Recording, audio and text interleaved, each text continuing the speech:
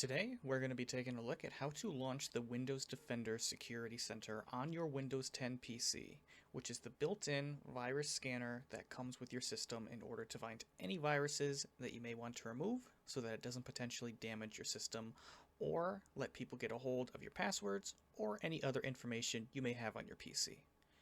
To access Windows Defender, you will first want to make sure your PC is up to date, then right-click on the Start menu, selecting Run, and from here, type in Windows Defender, then a colon with no spaces, and press OK.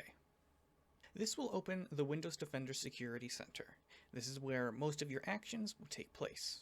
We'll go into the Virus and Threat Protection section here, and we'll go ahead and click Quick Scan. Now, for the most part, the only type of scan you will need to use are quick scans. This lets Windows go through all the most likely sections that viruses tend to go on in order to infect your computer. It will also look around for anything that looks suspicious and allow you to remove or quarantine its findings. If you haven't updated your virus and threat protection information on your computer in a while, it's a good idea to do so because what this is doing is it's asking Microsoft for a list of all the known viruses and what they tend to look like, so it can search for those types of files on your computer. And that is it. Pretty straightforward on how to access Windows Defender to keep your PC safe. If you have any questions, please leave them in the comments section below, and thanks for watching.